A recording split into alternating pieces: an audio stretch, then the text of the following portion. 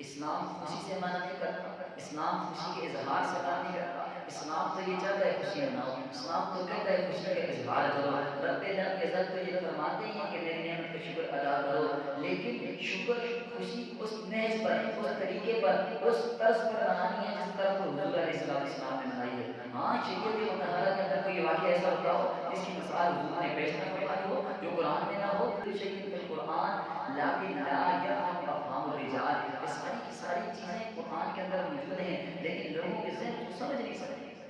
قرآن کے اندر موجود، شریعت کے اندر موجود، صحابہ کرام کے واقعات سے موجود کوئی ایسی چیز نہیں جو اسلام ہمیں رہنمائی نہ کرتا ہو۔ تو خوشی، آیا ہم یہ دیکھیں جو خوشی 14 اگست کو مناتے ہیں، آزادی کا دن مناتے ہیں، آیا یہ خوشی حضور نے منائی، صحابہ کرام نے منائی، اتقیاء نے منائی، نظام نے منائی، اولیاء نے منائی، بزرگان دین نے منائی، علماء کرام نے منائی، امت کے وہ طبقہ جو جس کو بزرگ طبقہ سمجھا جاتا ہے، جو اللہ والا سمجھا جاتا ہے، کیا اس نے منایا؟ تو ہمیں شریعت مطہرہ کے اندر اس کا ثبوت ملتا ہے۔ ہاں جب ہم شریعت مطہرہ کے اندر دیکھتے ہیں تو 3 واقعات ایسے ملتے ہیں جہاں پر نبی علیہ السلام نے ملک کی خوشی میں خوشی منائی، اس کا اظہار فرمایا۔ ہمیں بھی اسی نہج پر، اسی طرز پر، اسی منہج پر ہمیں بھی خوشی منانی چاہیے۔ پہلا واقعہ، نبی علیہ السلام کو ریاست مدینہ ملی، اور اسلام کی 2 ریاستیں ہیں، ریاست مدینہ اور ریاست پاکستان، یہ 2 جن کی بنیاد کلمہ طیبہ لا الہ الا اللہ محمد رسول اللہ کی بنیاد۔ جس طرح وہاں پر مدینہ طیبہ کی ریاست کی قربانی، حضور 13 سال مکہ کے اندر زندگی کے اندر قربانی کرتے رہے اور صحابہ کرام قربانی دیتے رہے۔ کس چیز کی قربانی؟ بیٹوں کی قربانی، جان کی قربانی، مال کی قربانی، عزت کی قربانی، ہر چیز کی قربانی۔ اسی ملک کے لیے اور اسی اسلام کے لیے حضور صلی اللہ علیہ وسلم کی بیٹیوں کو طلاقیں ہوئی، حضور پر بوجھیں پھینکی گئی، حضور کو ساحر کہا گیا، حضور کو مجنون کہا گیا، حضور کو طائف کے اندر پتھر مارے گئے، حضور کے سر ابی طالب کے اندر بند کیا گیا، حضور کے صحابہ کو تکالیف دی گئی، حضرت خباب کو، حضرت بلال کو، حضرت صدیق اکبر کو، کسی کو تپتی ریت پہ لٹایا جاتا ہے، کسی کو آرے سے چیزیں، الغرض اتنی تکالیف دی گئی۔ اس تکالیف کی قربانی کے بعد یہ ملک وجود کے اندر آیا، ریاست مدینہ قائم ہوئی۔ اسی طرح ملک پاکستان، اس کی ریاست، اس کی بنیاد کے اندر بھی علماء کرام کا خون ہے، اس کی بنیاد کے اندر بھی لوگوں کا خون ہے، عوام الناس کا خون ہے، بوڑھوں کا، بچوں کا، بچیوں کا۔ ہمیں تو اس ایک قصے سے ہی اندازہ ہو جانا چاہیے کہ جب یہاں پر لوگ چچا چچی، ماموں جان، مامی جان، الغرض ماں باپ، بہن بھائی انتظار کر رہے تھے کہ ہمارے رشتے دار ہندوستان سے آئیں گے، ہم ان کے پاکستان کے اندر ایک ریاست پاکستان کے اندر اسلامی مملکت کے اندر نماز پڑھیں گے، روزے دیں گے، زکوٰۃ کریں گے، حج کریں گے، الغرض ساری چیزیں رب تعالیٰ کے راستے میں قربان کر دیں گے۔ لیکن جب ٹرین کے اندر چڑھتے تھے، دیکھتے تھے اللہ، تو کسی کا کان نہیں، کسی کا ناک نہیں، کسی کی ٹانگ نہیں، کسی کا بازو نہیں، کسی کا گھر نہیں، کسی کا سر نہیں، سارے کے سارے مسلمانوں کی لاشیں لاشیں۔ تو یہ قربانی نہیں، عوام الناس کی قربانی نہیں ہے، علماء کی قربانی نہیں ہے، بچوں بوڑھوں کی قربانی نہیں ہے۔ توپوں کے اندر ڈال ڈال کے ان کو گولے مارے گئے، توپوں کے آگے بھی رکھا، درختوں کے ساتھ لٹکایا گیا، آروں سے چیرا گیا، زبانیں کاٹی گئی، کس لیے؟ صرف اس ملک کے خدا تعالیٰ۔ تو جس طرح مدینہ کی ریاست حاصل کرنے کے لیے حضور نے قربانی کی، اسی طرح حضرت علماء کرام نے اس ملک کو حاصل کرنے کے لیے قربانیاں دی ہیں، تب جا کے یہ ریاست بن گئی۔ تو بات یہ کر رہا تھا کہ حضور نے منائی خوشی مملکت کی، مدینہ طیبہ کی، غزوہ بدر کے موقع پر، فتح موقع پر 3 خوشیاں منائی۔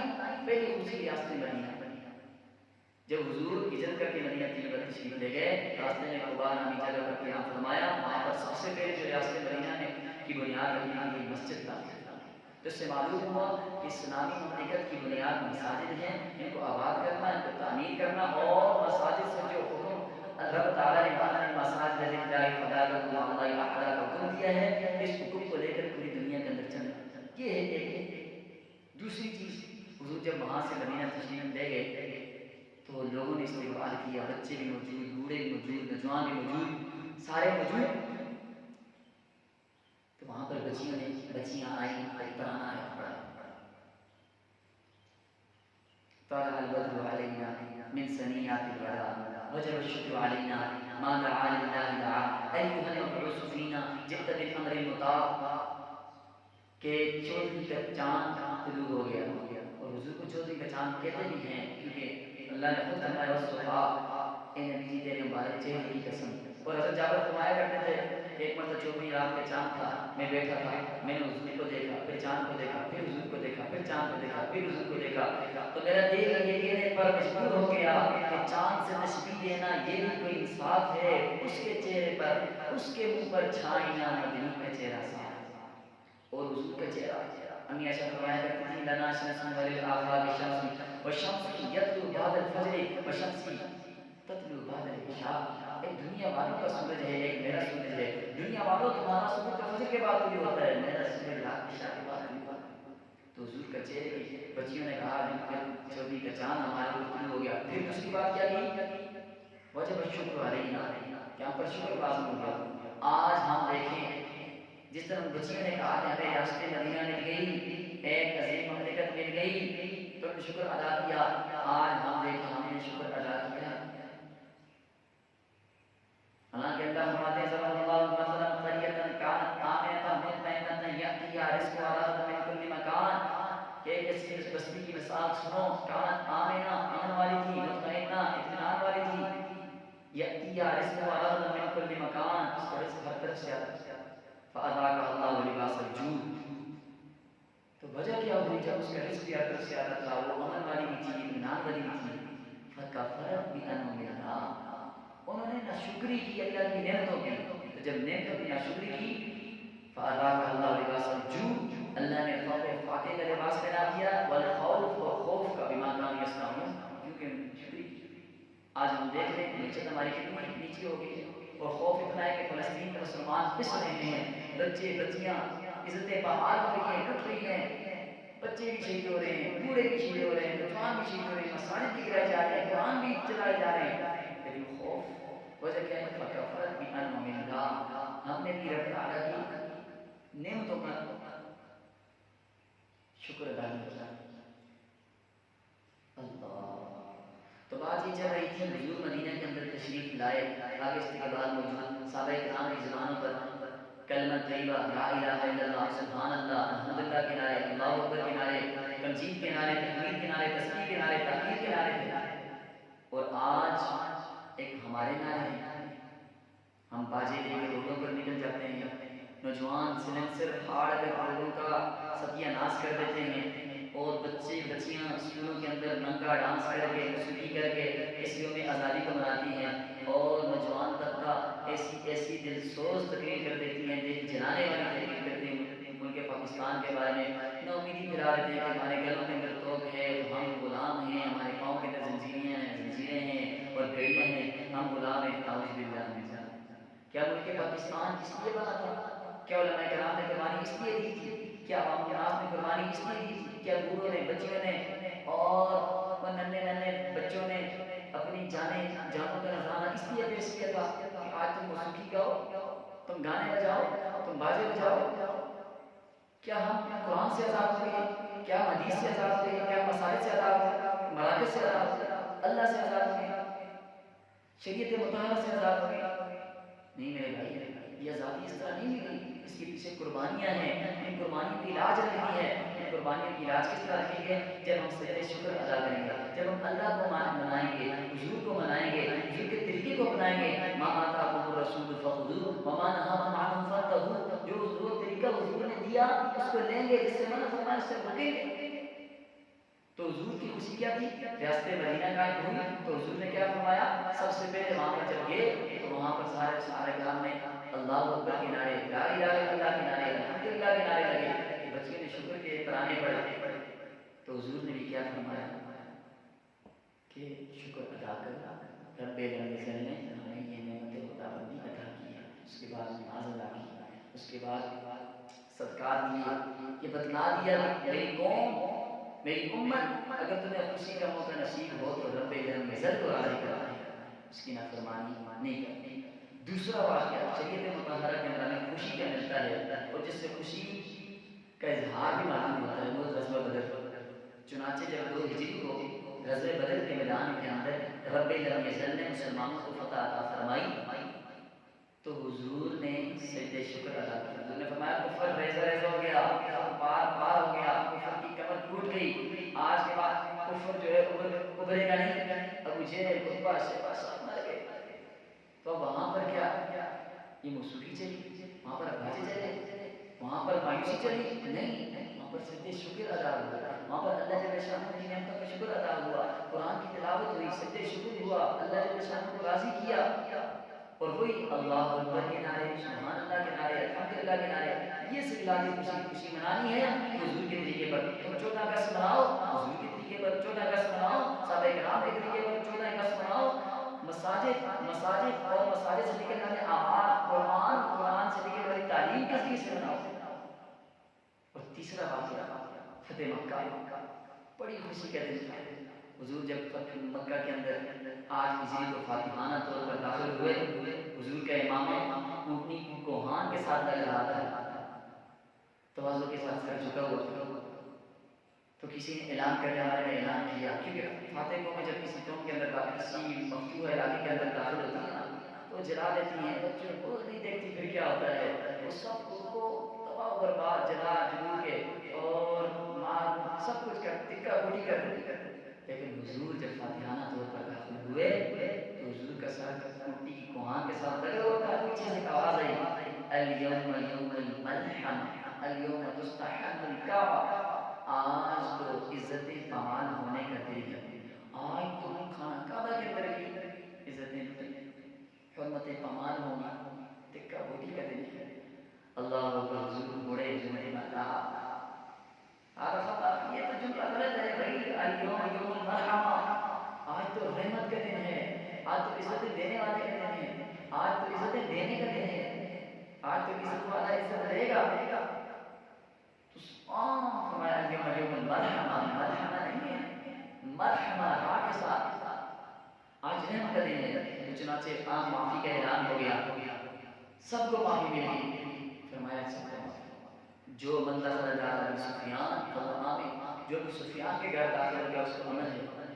صحابہ کرام نے کہا وہ گھر تو چھوٹا ہے, اور معافی لینے والے اور مشرکین اور ظالم جنہوں نے ظلم کیا تھا مکہ کے اندر, ظلم لایا تھا مسلمانوں پر, وہ تو بہت زیادہ ہے. حضور نے فرمایا کوئی مسئلہ نہیں, من دخل بیت اللہ فهو آمن, جو اللہ کے گھر میں مسجد میں بیت اللہ میں داخل ہو اس کے لیے امن ہے. صحابہ کرام نے فرمایا رسول اللہ بیت اللہ بھی چھوٹا ہے, مشرکین بہت زیادہ ہے, ظالم بہت زیادہ ہے, امن لینے والے بہت زیادہ ہیں. حضور نے فرمایا کوئی مسئلہ, من دخل علیہ باب فقط آمن, جس نے اپنے گھر کا دروازہ بند کر دیا اس کو بھی کچھ نہیں کہتے, اس کو بھی معافی کا اعلان. یہ خوشی معافی کا اعلان کر دیا اور ذاتی مفاد کو پیچھے رکھ کر معاشرے کے مفاد کو آگے رکھ دیا. اور آج ہم اپنا گن بھی پھینکنا ہو تو اپنے گھر سے بس ایک دم گھر کو ختم ہوا, گن پھینکا نہیں, باہر میں جائے زمانہ, باہر میں جائے معاشرہ, باہر میں جائے سوسائٹی, کسی سے کوئی سرکار نہیں, اپنا کام دھندا باہر میں جائے نہیں, کوئی فکر ہی نہیں.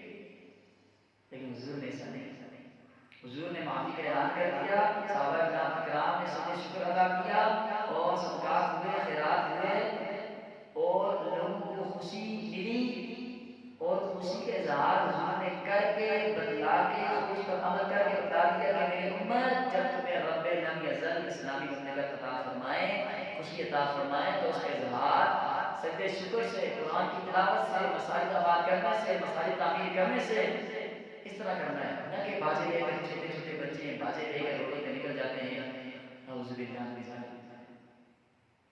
پھر جب ان سے کہا جائے کہ بھئی یہ اسلامی ریاست ہے, اسلامی مملکت ہے, تمہیں چاہیے تم اللہ کو خوف کرو, اللہ کی اطاعت کرو, حضور کی اطاعت کرو, تو آگے سے کہتے ہیں او اپنا کام کریں جی, اپنی اپنی قبر ہے. یا کسی سے کہا جائے کہ یہ کرو, یہ کرو, اس سے کیا ہو, کیا سے کیا کرو, بھئی تم کیا کرو, تم دعا کرو. حضور نے نبی علیہ السلام جب مکہ سے مدینہ تشریف لے گئے, ہاں کہ مکہ چھوڑنا بہت ناگوار تھا. حضور مکہ کی طرف بڑھے, فرمایا اے مکہ تجھے چھوڑنے کا دل تو نہیں کرتا, لیکن تیرے بسنے والے مجھے یہاں نہیں آنے دیتے. حضور اتنی محبت جب گئے مدینہ کے اندر, اب اسلامی ریاست مملکت قائم ہو گئی, حضور نے فرمایا سب سے میں چیز دعا, اللہم حبب الینا المدینہ کما حببت حببت الینا مکہ او اشد، اے اللہ ہمیں یہ مدینہ اتنا ہی محبوب کر جتنا تو نے ہمارے لیے مکہ محبوب کیا تھا، یہ اس سے زیادہ۔ تو یہ دعا نہیں کر سکتے؟ حضور نے فرمایا اللہم صححھا لنا، اے اللہ مدینہ کو ہماری صحت یاب کر دے۔ بیماریاں تھیں نا، جب صحابہ کرام وہاں پر گئے تو بیمار پڑ جاتے تھے، حضور نے فرمایا یا اللہ اس بیماری کو جرف مقام کی طرف لانا کرے، جرفا ان کو جرف مقام کی طرف لے جائیے۔ تو حضور کی دعا قبول ہوئی، مدینہ ایسا شہر بنا کہ باغات ہی باغات، اور وہاں پر ہر طرح کی فراوانیاں، سرسبز و شادابیاں اور صحت ہی صحت۔ لیکن وجہ کیا تھی؟ بنیادی وجہ حضور نے دعا کی۔ آج ہم دعا تو کر سکتے ہیں۔ دوسری چیز مایوسی نہ ملائے۔ 14-10 دن چھوٹے چھوٹے بچوں کو تقریر بتائی جاتی ہیں اور بڑے لوگ پاکستان اتنے امریکہ کی قانونی ہے، نعوذ باللہ من ذالک۔ یہ ملک پاکستان یہ اسلامی ریاست ہے، اس کی بنیاد لا الہ الا اللہ محمد رسول اللہ پر ہے۔ ٹھیک ہے مانتے ہیں معیشت کے اعتبار سے بیچارہ کمزور ہو گیا ہے، کچھ حکمران ایسے مل گئے، لیکن حکمرانوں پر یہاں سے نہیں کر سکتے۔ کیوں؟ ہمارا جو ریل پر بیٹھنے والا ہے، ہمارا جو مزدور طبقہ ہے، وہ بھی دھوکہ کرتا ہے، وہ بھی فراڈ کرتا ہے، وہ بھی گانے سنتا ہے، وہ بھی باجے بجاتا ہے۔ تو حکمرانوں پہ ہم کیا زار الفساد فی البر والبحر بما کسبت ایدی الناس، یہ تو لوگوں کے اعمال کی وجہ سے ہمارے اوپر حمال آئے۔ حضرت علی فرمایا کرتے تھے دو دروازے آسمان پر، ایک سے انسان کے احوال اعمال جاتے ہیں، دوسرے دروازے سے اس کے احوال اترتے ہیں۔